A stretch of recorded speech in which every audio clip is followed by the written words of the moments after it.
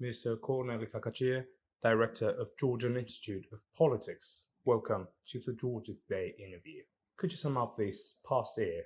I think the last, I would say, 6 months was very important for Georgian politics, especially in terms of foreign policy and the Europeanization of Georgia, because of the decision of the European Council to grant Georgia European perspective and Ukraine and Moldova candidate status. Many Georgians were not happy about this decision, but I think this was, I would say, life-changing for a country, because at least now we know that country has a geopolitical compass. But of course, a lot of problems remain, including internal polarizations, radicalization of Georgian politics. And that's why what we need to do is right now, and mostly the political actors, they have to fulfill this 12 points which was offered by European Union in order to fulfill the dream of the Georgian people. Do you believe that we will manage to meet those goals? I may have a little bit different opinion about this, because I don't believe that this can be done in short term like Georgian government believes it. Georgia now expected to deliver this next year, but I don't believe that even next year Georgia will manage to fulfill all these criteria.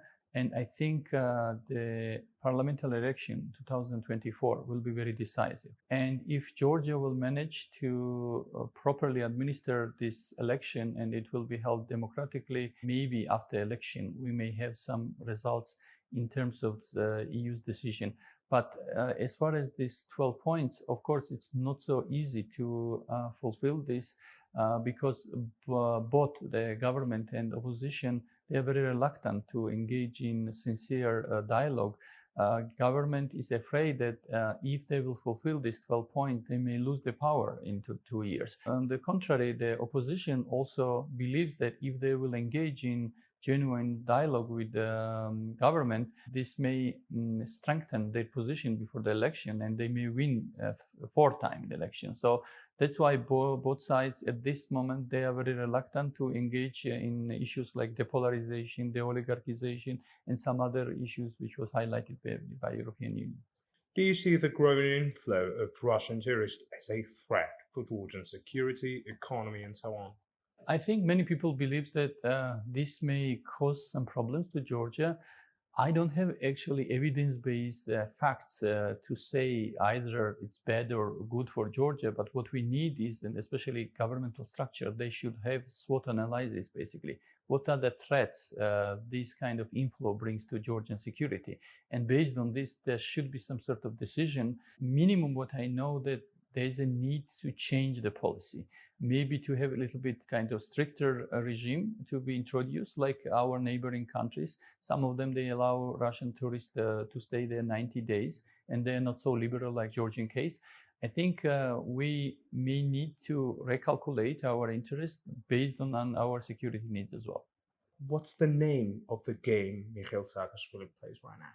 I think nobody really knows what is the rationale behind of this. Probably his lawyers advise him that he needs to act according to his personal interest. And I think he thinks that maybe this is a good strategy in order to evade the Georgian court system, which I don't think that this will be guaranteed, because as we already know from the Georgian government's reaction, they don't really buy this argument, and they are not ready, at least at this moment, to fulfill his promises.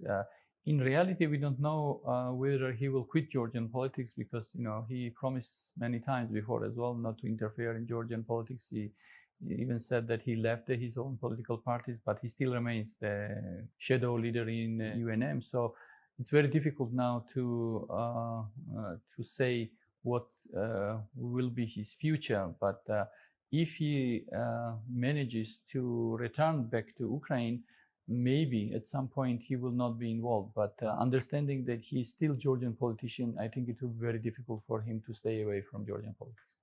In a few words, please explain what an oligarch means. When we talk about the oligarchs in post-Soviet space in countries like Ukraine, Georgia, Moldova, we mean the people actually who have vested interest in politics, and their influence goes not only in economics but in politics as well. They control actually executive branch, sometimes also legislative, as well as court system. This was the case in Moldova, And this is the case in Georgia.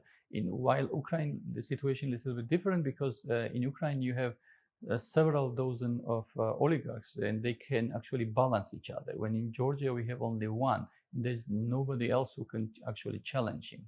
Is Ivanishvili an oligarch? Yes, definitely. He's an oligarch in many respects. Everybody agrees with that, and you don't need to be like a scientist in order to claim that. He enjoys monopolized position in Georgian politics, and I think that's exactly how we understand the role of oligarchy in Georgia. Will the European Union consider this point fulfilled if the de-oligarchization law will not be applied on Ivanishvili? I don't think so. This will not work, and that's why there should be some sort of consensus decision made by government and opposition what this new law means and how this could be applied to anybody, including Ivanishvili.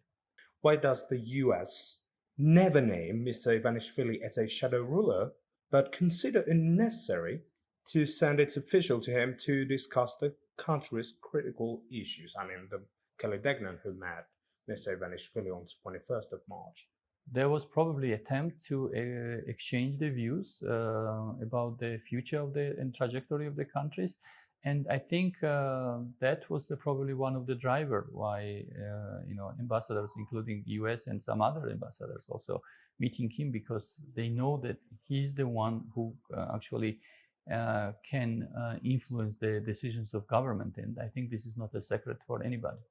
But part of my question was that they never name Ivanishvili as a shadow ruler. Are they lying to Georgian people when they say that?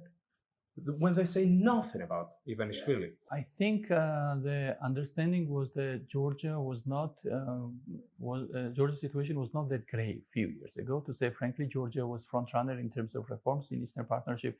It was also doing quite well in different indexes. But recently, the last 2-3 years, Georgia started to backsliding, and it's already clear the Georgian dream doesn't want to yield the power, and they maintain grip on the power. I think West now needs to react because they don't want it to irritate like Ivanishvili, and also to push Georgian government or influence them because there's some sort of understanding in the West, not only United States, but among European countries, that if you push too much Georgian government, they may be prompted to change the geopolitical choice of Georgia or even change the trajectory of Georgian foreign policy.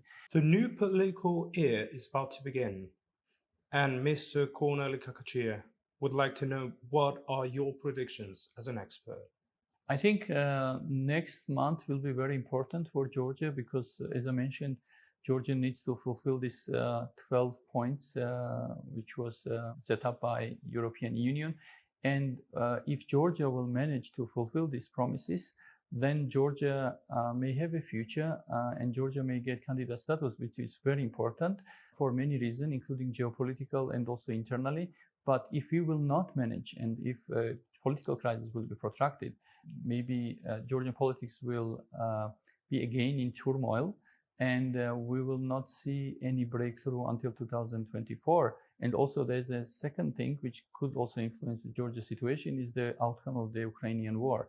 If Russia will lose this war, then this may impact Georgia. And if Russia wins this war, this also have major implications for Georgia as well, and also in internal politics. So I think we have to really observe in a few months how this war ends up, and then how Georgian political class will manage to fulfill these 12 points. Mr. Kornely Kakachia, Director of the Georgian Institute of Politics, it was my pleasure to have an interview with you. Thank you so much.